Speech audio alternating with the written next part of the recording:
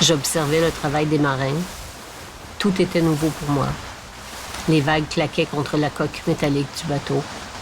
Ce fut ma première traversée vers cette solitude à deux, et je me sentais déjà le pied marin. J'avais déjà la peau salée.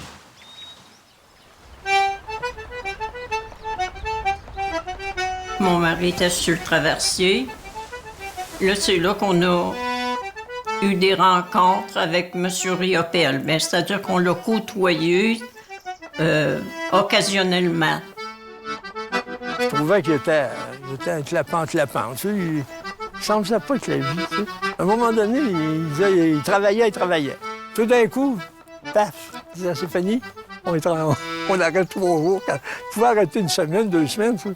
Mais quand il disait, là, on travaille, il travaillait là, tout le temps.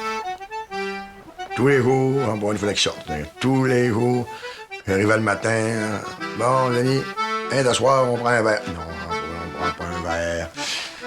Il faut monter au village tantôt, Colin, Juliette, ben, elle prend pas son téléphone dans l'auto parce que son cellulaire, elle avait rien que ça comme communication pour me parler. Parce que Jean-Paul, il n'y avait pas de modernité là-dedans. Là. Il n'y avait rien de moderne dans cette maison-là. C'était l'eau, puis du bois dans le point du coup. C'est tout ce qu'il y avait.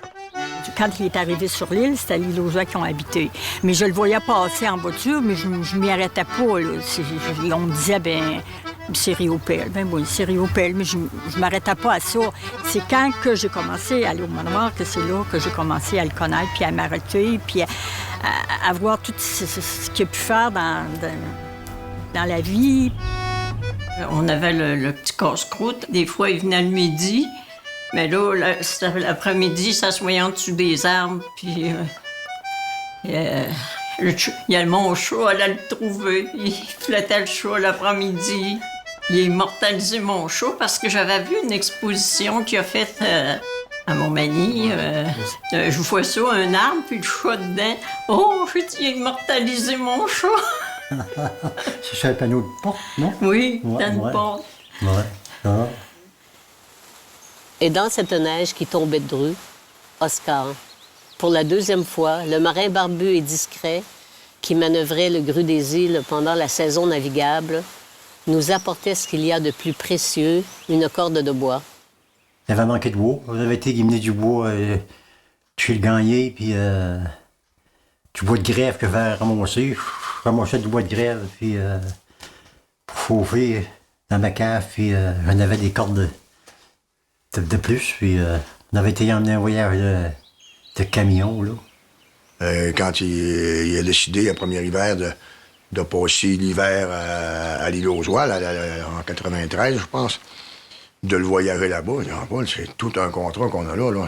La route est fermée, on a les grandes marées, mais Jean-Paul ne connaissait pas ça. Et tu vivais en Europe toute ta vie, tu t'en viens ici, je suis sur une autre île qui n'est pas entretenue vraiment, pas de courant, pas rien.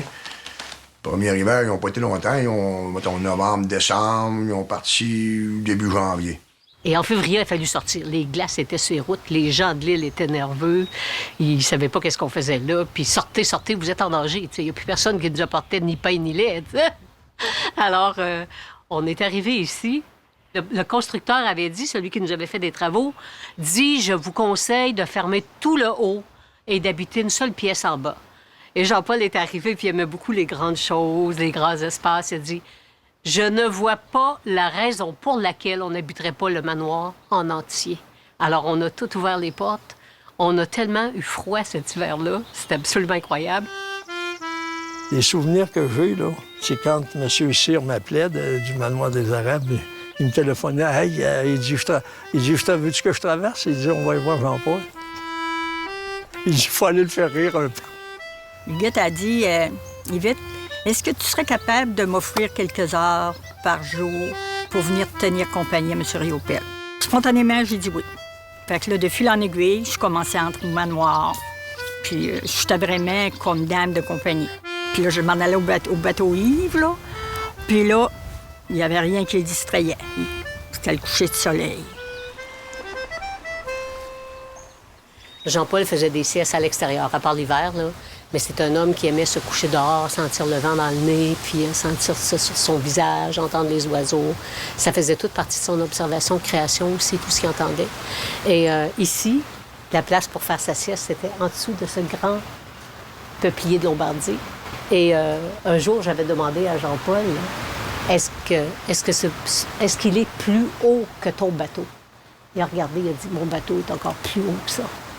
Et c'est là que j'ai pensé que Jean-Paul avait continué toujours à rêver de naviguer, tu sais. Puis ici, c'est le fleuve. On entend la mer ici, là. Tu sais, c'est pas un lac, hein. On entend la mer monter. C'est complètement plein de vie.